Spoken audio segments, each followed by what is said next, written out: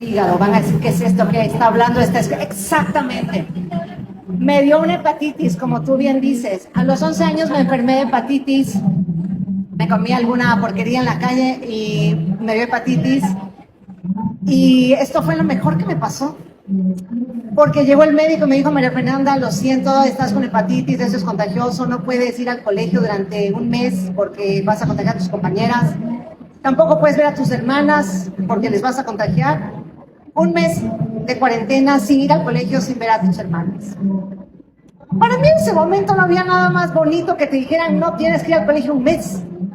Bueno, sí había algo más bonito, y es que me dijeran, y además no vas a ver a tus hermanas un mes, 3 hermanas. Genial. Gracias, hepatitis. Un día, esto también lo ha escuchado Roger 1000 veces, un día en un colegio en Ecuador, yo contaba esta historia, y un niño levanta la mano y dice, María Fernanda, una pregunta. Claro, niño, encantada, dime. Dice, ¿qué es la hepatitis? Digo, gracias por tu pregunta, la hepatitis es una enfermedad que afecta al hígado. Gracias, María Fernanda. Perdona, me dice otra pregunta. ¿Qué es el hígado? Ahí yo ya comencé a preocuparme porque dije, híjole, hace rato que salí del colegio y dije, bueno, niño, gracias por tu pregunta. El hígado es un órgano que está dentro del cuerpo. Continúo. Encárguese este niño. Digo, ¿para qué sirve el hígado? Digo, mira, como todos bien sabemos, el hígado es un órgano que está dentro del cuerpo y que sirve para cumplir las funciones del hígado. Sigo. Y el niño, ¿qué funciones, María Fernanda? Exacto, yo también así. No, por Dios. Y cuando yo estaba a punto de hundirme en este terreno pantanoso de la vergüenza, porque no tenía ni idea de cuáles eran las funciones del hígado, otro niño muy inteligente levantó la mano y dijo, yo sí sé para qué sirve el hígado. Gracias, Dios. Dije, por favor, niño, explícale a tu compañerito qué bárbaro este colegio, no les enseñan nada, explícale a tu compañerito. Y este niño dijo algo hermoso. Dijo, el hígado es un órgano que se encarga de que todo aquello que comemos hay que separarlo en bueno y malo. Lo bueno lo convertimos en sangre pura y oxigenada. Ahí está el hígado.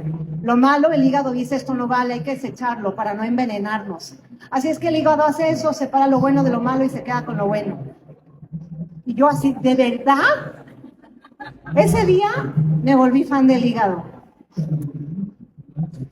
Y creo que en gran parte a la hepatitis, a ese encierro, a esa cuarentena que me obligó a estar un mes sin ir al colegio y un mes sin ver a mis hermanas, rollo.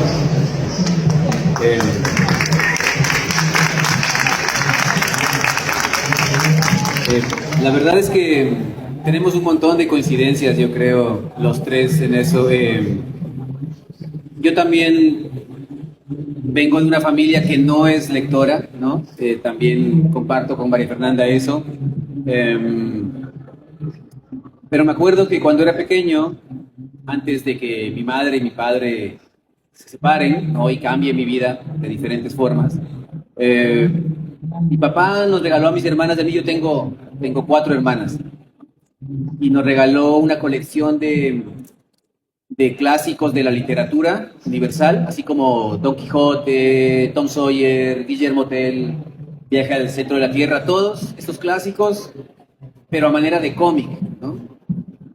Entonces fue como una locura encontrarme ese momento con esos libros y como que empezar a tener ese apego a lo que yo no sabía que en un momento realmente iba a dedicarme, porque después me dediqué a ser joven y rebelde y me perdí en el camino por muchos años, ¿no?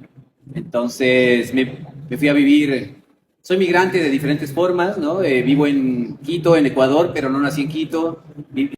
No, estoy seguro que todas y todos tenemos, pero no lo tenía muy claro y no sabía qué camino iba a tomar.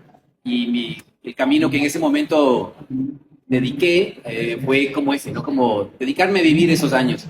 Hasta que en un momento, soy músico también, entonces, gracias a la música y mis intereses entre el diseño gráfico y la ilustración, pues empezaron a haber estos encuentros ya más fuertes con el libro y especialmente con el libro infantil y juvenil, que en algo que también coincidimos con María Fernanda y con Zoe es que son libros universales, ¿no?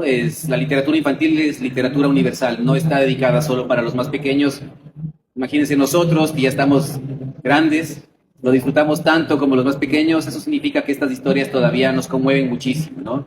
Lo que hacen ellas dos a mí me sigue conmoviendo mucho y eso significa que estos libros son una de las cosas más maravillosas que existe en el mundo. Y un poco así, entre esas coincidencias que tenemos, me fui encontrando cada vez más con los libros.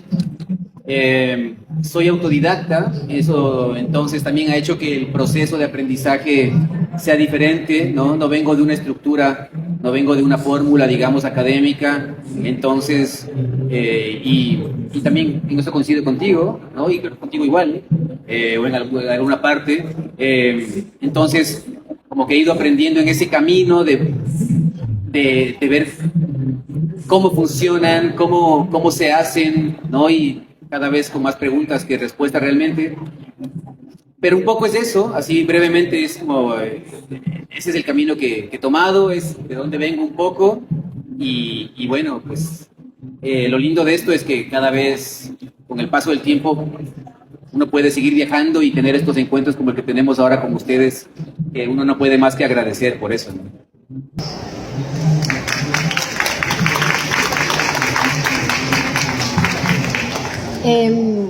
Pues bueno, parece que vamos a compartir nuestros traumas,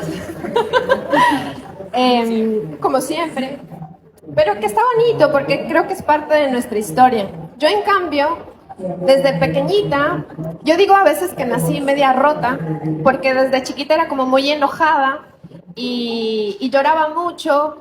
Y creo que, o sea, hoy adulta sé que sentía mucho y sentía tanto que no sabía cómo expresarlo. Entonces nunca me sentí realmente parte de, y siempre estaba como enojada, como que no encajaba nada.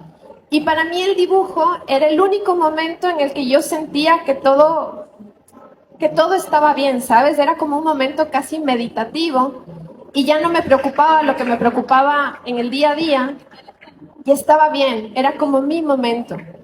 Y ese ha sido como mi encuentro con el dibujo desde chiquita. Después fui creciendo. No recuerdo a nadie que me haya dicho no estudies artes plásticas o no estudies diseño, te vas a morir del hambre, pero de alguna forma ya estuvo en el inconsciente. Y entonces fui creciendo, dibujando siempre, porque para mí dibujar es como respirar. Y cuando ya fui grande y tenía que escoger una profesión, yo iba a ser agrónoma, porque la naturaleza es una de mis grandes maestras también y le quiero un montón. Y antes de graduarme, descubro que hay una profesión que es el diseño gráfico donde también se dibuja. Y fue como, ¿se dibujan? ¿Me pueden pagar por esto? Y entonces decidí seguir diseño gráfico. Siempre quise ser artista, pero bueno, tenía en el inconsciente de que no podía. Estudié diseño gráfico, acabé la carrera. Salí a trabajar, afortunadamente llego a un lugar donde había mucha conciencia social y trabajaban para niños, es una revista, se llama Revista para Niños y Niñas Se Lee, y entonces aprendo mucho de ahí y ahí me topo con ilustradores que habían estudiado artes plásticas y fue como, hay gente que ha estudiado artes plásticas y ha sobrevivido. Entonces lo que hice fue ahorrar 1 año y medio del sueldo que me ganaba, me boté del trabajo y fui a estudiar artes plásticas para no quedarme con la duda de qué hubiera pasado. Y para mí la ilustración es el punto medio justo de las artes plásticas y el diseño, de la comunicación y el virtuosismo de la belleza, digamos. Y quería contarles esto porque yo no dibujo, o mi acercamiento al dibujo no fue porque me gusta o porque siento que voy a ser famosa o porque lo hago bien, sino fue mi forma de existir, de sobrevivir a esa infancia que no entendía. Y le amo con locura porque siento que el dibujo, la ilustración, me ha enseñado a vivir en voz alta, ¿sabes? Pasé como toda esta infancia, toda la adolescencia, comiéndome las cosas sin poder verbalizarlas, sin poder gestionarla en el cuerpo, y fue el dibujo más chiquita como consumiendo dibujos, viendo dibujos y ya más grande dibujando, como descubrí que puedo hacerme un lugarcito en el mundo. Y hoy el contar estas historias para mí es eso también, como contar un poquito de mi historia. Y como decía Roger, a mí me interesa más generar reflexiones y preguntas que entregar respuestas, porque siento que ahí hay un universo más rico también. Y en el medio, encontrarnos con la alegría, con el gozo, solo porque sí, porque está bonito sonreír, digan. Esa soy yo, Sosa Zapato.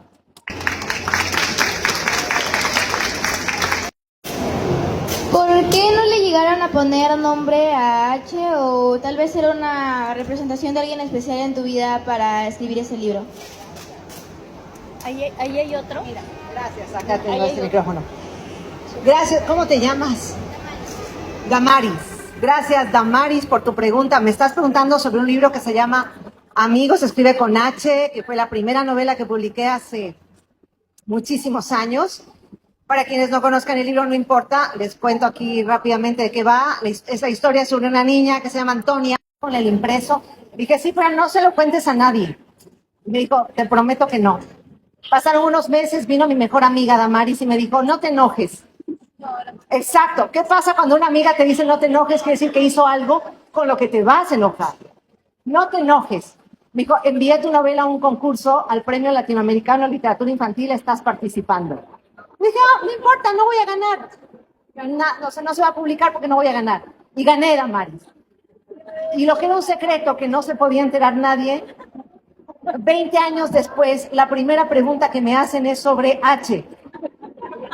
¿Comprendes ahora lo que me ha pasado, Damaris, en estos 20 años? Era un secreto, Damaris, nadie se podía enterar. Durante años me guardé el nombre, porque de todas maneras quería hacerme la misteriosa. Y dije, no, lo siento, es algo que me reservo yo solo para mí. No voy a decir el nombre de él. Pero un día se me escapó. Estaba en un colegio, Damaris, levanta la mano una niña linda como tú y me dice, ¿cómo se llamaba H? Yo, lo siento, no te voy a decir. Por favor. No, lo siento, es un secreto, no te puedo decir.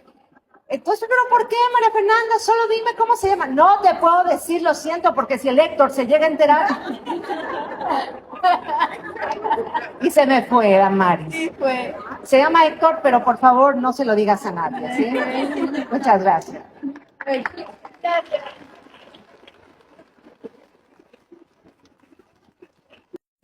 Hola, mi nombre es Almudena y te quiero preguntar, ¿en qué te inspiraste en mi frase favorita, la que te voy a leer? Aquel día, el abuelo se levantó de la mesa. Por primera vez, le dio un beso en la frente a mi madre. Acarició nuestras cabezas, se frotó la espalda y al abrir la puerta de la cocina, se encontró con Plumas y su rostro sonriente.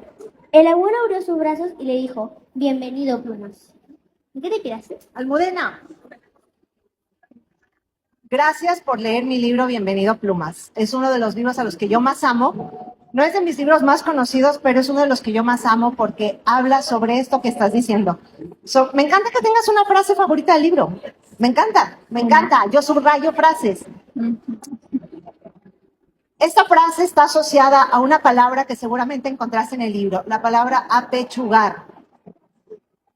Este es un libro donde las cosas que ocurren en una familia no son fáciles. No son fáciles. Y todo esto, pues, se ve afectado cuando llega un pato a una familia. No es un perro, no es un gato, es un pato. ¿Qué hacemos con el pato? Esto es como cuando llega algo que no estabas esperando. Esto nos pasó en mi familia. Hace unos años abrimos la puerta y fue como que alguien estaba afuera y nos iba a dar una noticia que no queríamos recibir. Esa noticia era como recibir un pato. ¿Y ahora qué hago con esto? Esa noticia era sobre una enfermedad, que es una enfermedad que sufre mi papá. Yo quería cerrar la puerta y decir, lo siento, no es en esta casa, es allá. Pero había llegado, como llegó Plumas a ese libro. Y aunque yo estaba muy enojada y estábamos todos muy tristes porque no queríamos haber recibido a ese nuevo visitante en la casa, ya llegó, se quedó. Y durante mucho tiempo estuvimos pensando qué hacer con ese pato. Y nos enseñó la vida lo que enseña ese abuelo, que hay circunstancias, hay cosas que llegan a la vida a las que no les puedes cerrar la puerta porque ya están ahí. y lo único que te queda es decir bienvenido, Plumas. ya estás aquí como bienvenido Plumas, y vamos a pechugar, como la pechuga del pato, vamos a pechugar con lo que venga. Gracias, Almudena, por esa pregunta. A veces no es fácil, pero a los problemas también en ocasiones hay que decirle, bueno, bienvenido, vamos a aprender de esto. Gracias, Almudena. Gracias. Patas arriba. ¿Qué pasó el día en el que los días en los que Santiago faltó al gimnasio? ¿Qué pasó con Pablo y con Milagros?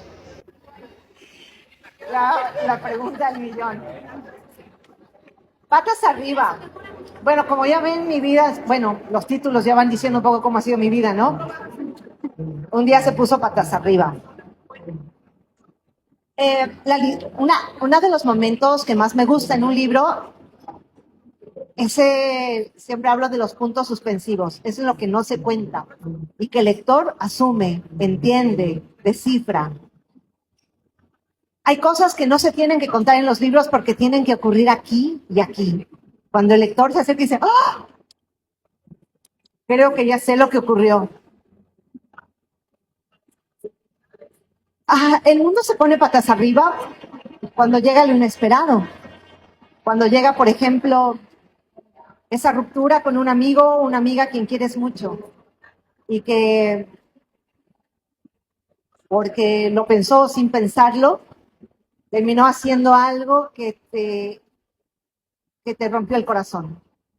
Y en este libro, precisamente, Patas Arriba, era necesario que eso ocurriera. Eso que tú dices, ¿qué pasó con ellos en los días que el protagonista no fue al gimnasio?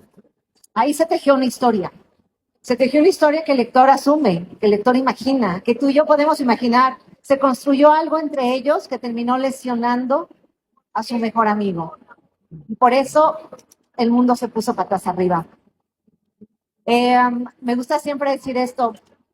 En la vida no lo sabemos, pero ya hemos comprado el boleto que nos va a garantizar que vamos a caer en un bache, en algo inesperado, y es posible que eso duela. Afortunadamente también tenemos comprado otro boleto seguro y garantizado, y es el boleto que nos va a llevar a salir de ese bache.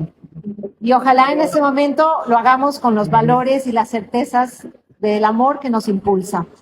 Así es que en este libro no solo importa qué ocurrió en esos días, importa lo que ocurre después, cuando ese personaje se levanta y dice, bueno, ya está, adelante. Gracias por tu pregunta. Gracias. Sosa, imagino que ilustrar emociones debe ser algo muy complicado porque además el público al que se dirigen son niños, ¿no? Son adolescentes. ¿Qué, digamos, en la experiencia personal que han tenido, qué es lo que más ha influido para que ellos sean, digamos, finalmente los consumidores por así decirlo, del arte que ustedes intentan expresar?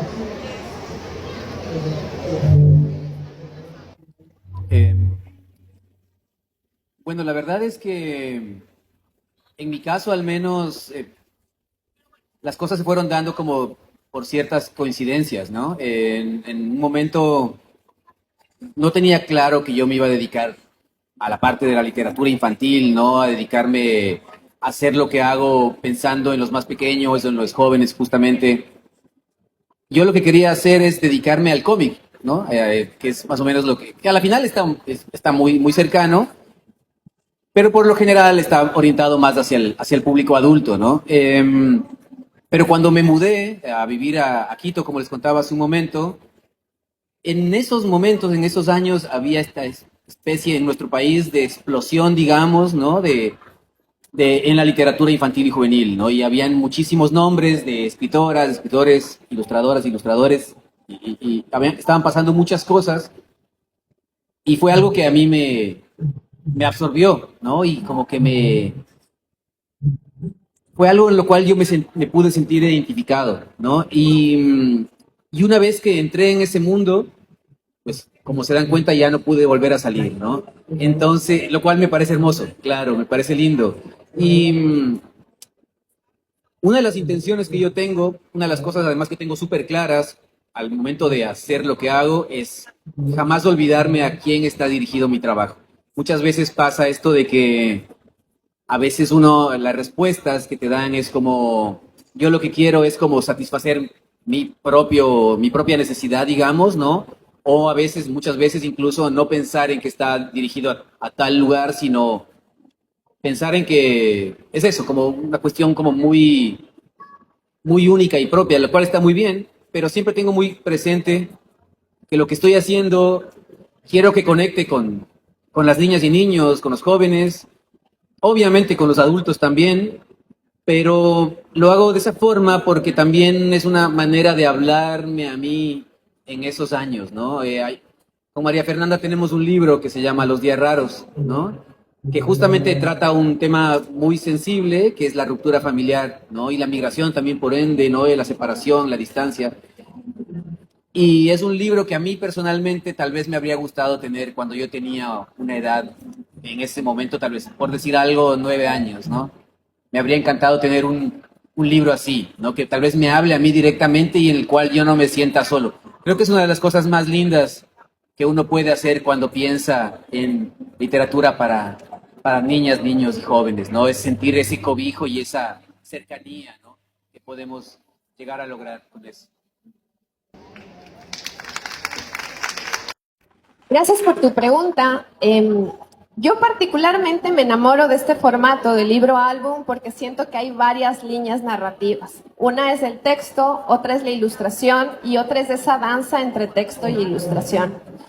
Y en relación a lo que tú dices de llegar a adultos o a niños, a mí me gusta armar historias que si las lees a los 6 años entiendes una cosa, pero si la lees a los 20 años, por ahí te dejé una pista o en el texto o en la ilustración que entiendes otra, y si la lees a los 80 o después de una ruptura amorosa o después de una muerte, entiendes otra, ya sea por las pistas que dejo en el texto o las pistas que dejo en la ilustración. A mí algo que me pasa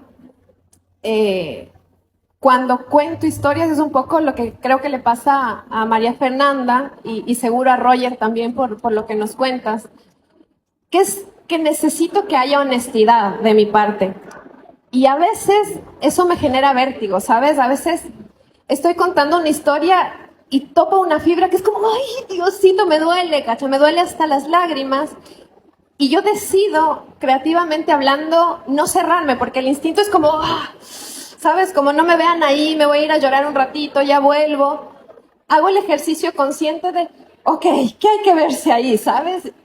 Y mostrar la herida y dejar que pase lo que tenga que pasar, si es llorar, si es reflexionar, lo que fuere. Y a partir de eso contar, ¿sabes? De lo que realmente me está pasando. Como les decía, no me interesa mucho dar respuestas masticadas, sino más bien generar preguntas y cuestionamientos. Pero claro, es literatura infantil y juvenil y hay que pensar también en cómo disfrutar, ¿sabes? De esa lectura o esa historia, y entonces busco estrategias para eso, que muchas veces tiene que ver con la ilustración. Entonces, por ejemplo, por decirte un ejemplo, en este libro que habla sobre los espíritus gentiles de la naturaleza, la estrategia que encontré fue contar esta historia con fotografías truqueadas, ilustradas como si fueran estas fotos inéditas de los extraterrestres, como archivos desclasificados. A partir de eso te cuento la historia. En este de acá, por ejemplo, utilizo la cromática, que es muy gris y que uno diría, pero gris para los niños no. Pues la utilizo también como un elemento comunicacional, porque solo tiene color lo que está jugando, lo que es irreverente, lo que es arte, lo que está vivo, ¿sabes? Y entonces empiezo a jugar en decir cosas distintas, ¿sabes? Es como si dejara pistas escondidas para que tú, como lector, lectora, después las vayas descubriendo. Y en relación a esta como grieta que a veces uno se muestra, creo que el libro que más se acerca a esa honestidad a veces dolorosa es este de aquí, Hogar, que nace en pandemia después de una pérdida súper fuerte, que me hace replantearme la vida, ¿sabes? Es como, veía mi casa, veía las paredes y decía, esto no es hogar, esto no es hogar, ¿sabes? Es como, ¿qué onda? Y este libro termina siendo como mi diario a tiempo real de ir recordando lo que es hogar. Y en ese recordar empiezo a descubrir que el amor es mucho más grande que una casa y unas paredes, y que a veces los problemas que nos visitan. Y descubro que tal vez hogar es decidir amar al otro, decidir que voy a hacer familia con lo otro, con el otro. Y que cuando la decisión está en mí, entonces yo soy hogar. Y de repente es como, ¿qué hago llorando? Si puedo ser hogar del mundo, si el mundo es mi hogar, si el amor abraza a todos, ¿sabes? Y entonces, no sé, por ejemplo, igual lo hablamos luego y ya nos cuentan ustedes, y quisiera preguntarles, pero para mí como contar estas historias de sonar también, ¿cierto? Es como un atravesar ese bache, ese golpito, acompañado, ¿no? Como de la mano de los lectores, de transitar con un poquito más de calma y encontrar esas luces que nos dan nuevas significaciones de eso que estamos atravesando. Así, las emociones. Quería saber un poco también qué tanto el libro de Isol abrió un poco las puertas, si hay alguna relación en cuanto al formato y el juego como inspiración para Diabluras. Porque sé que el fondo después ha sacado también algunos otros libros en ese formato, ¿no? Sí, definitivamente. Gracias por resaltar eso. Una de las cosas que yo más hago es agradecer y rendir homenaje a quienes de una u otra manera me han acompañado o me han influenciado en el trabajo, ¿no? Y Sol, sin duda, es una de ellas. Aún así, este libro también parte de ciertas coincidencias, ¿no? Una de las cosas que yo hago cuando propongo un nuevo proyecto, que viene completamente de mi parte, es tratar de ir como saliendo de un lado donde ya estuve transitando, ¿no? Entonces, antes de hacer Diabluras, o en ese proceso al menos, y ayer lo contaba un poquito, yo hice un libro que se llama Vamos, que es un libro que trata un tema mucho más sensible, que es la migración, ¿no? El desplazamiento, la desaparición forzosa y todo esto, ¿no? Y me afectó mucho crear un libro así, como me afectó mucho hacer Los Días Raros y como me ha afectado mucho hacer otros libros. Entonces, hace tiempos quería hacer un libro solo enfocado en los diablos, en estos seres, ¿no? Que a mí me atraen muchísimo. Y ahí apareció esta idea de lograr crear como estos abecedarios. Este es un libro que se cuenta de doble lado, no es un abecedario que se cuenta de lado y lado, anverso y reverso, y donde justamente trato de jugar de salirme un poco de ese espacio que les contaba hace un rato, y al mismo tiempo de lograr crear este homenaje, porque el un lado del libro es un abecedario onomatopéyico, de la A a la Z, diablas y diablos están haciendo diabluras, ¿no? Como hacer pipí en la calle, por ejemplo, o cosas así. Muchas otras cosas más. Y muchas otras cosas que me prohibieron en el libro meter. Y en el otro lado, desde la A a la Z, tienes que ir reconociendo los personajes, unos personajes que yo voy dejando y haciendo estos homenajes. En el momento de pensarlo, sí, me acuerdo que el Fondo de Cultura abrió las puertas para que yo pueda publicarlo. Y yo tenía siempre pensado en que tenía que ser un libro objeto. Y sí, y ahí pasó eso, ¿no? Estaba Isol, pero también estaban otros libros de otros autores, ¿no? Y autoras, en los cuales yo decía, me parecería lindísimo poder encajar en esta colección, digamos, ¿no? Entonces es un hecho, ¿no? Yo, si algo puedo resaltar de mi trabajo es que yo no me he inventado nada, ¿no? Soy solo la suma de diferentes partes, ¿no? Y entonces me parece lindo poder siempre tener estos referentes y con eso como seguir caminando de la mano, ¿no? Eso es algo que yo creo que siempre está bonito lograr hacer. Espero haberte respondido. Sí, estaba bien, sí. Todos los personajes son muy reales, entonces uno logra identificarse con ellos. Y eso es lo que me gusta mucho y por eso vuelvo siempre que puedo a tus libros, ¿no? A leerlos. Y aunque habla de temas profundos, logras mezclarlo con un poco de humor y ternura y eso es muy bonito. Entonces mi pregunta es, ¿Cómo consigues mantener ese equilibrio hasta ahora? Claudia, muchas gracias. Me encanta imaginarte leyéndome a los 10, a los 12, a los 20, a los 24. Gracias por ese camino, por dejarme acompañarte, por acompañarme. ¿Cómo logro el equilibrio? Creo que aquí la respuesta irá por dos lados, Claudia, y es que ante cada historia entro siempre con humildad, esperando que eso que voy a escribir, eso que comienzo a esbozar, termine mostrándome un camino que no sé cuál va a ser, al que me someto con lo mejor que tengo. Cuando te hablo de la humildad, para mí es la reverencia que le hago siempre al arte, siempre a esa cosa enorme ante la que yo me rindo, a esa búsqueda de la belleza, a esa búsqueda de la conmoción espiritual y emocional a través, en este caso, de la palabra, de la literatura. Pero quiero destacar también otra cosa, y es que llevo más de 30 años en este camino. Bendigo los caminos, miro hacia atrás y digo todo lo que aprendí. Lo que aprendí quiere decir lo que mi voluntad de aprender me dio, pero también lo que mis maestras y maestros me aportaron. Quiero ser una buena lectora antes que una buena escritora. ¿Cómo llego a ese equilibrio entre el humor, entre esos personajes que a ti te resultan cercanos, naturales? Creo que a todo eso llego desde esa humildad ante la página en blanco, intento hacerlo siempre bien, no voy sobrada por la vida pensando esto yo ya sé cómo se resuelve, pero también creo que ir guardando una bitácora de vida quiere decir saber qué caminos ya recorriste y qué aprendizajes ya los asimilaste. Intento siempre escribir desde la más profunda honestidad y no me olvido jamás de dos cosas. En mis libros nunca los protagonistas son ni los más guapos, ni los más exitosos, ni los más populares. Mis libros siempre hablan de niños y de niñas que se parecen a la niña que yo fui. Una niña que observaba el mundo desde la sorpresa, a veces también desde el miedo.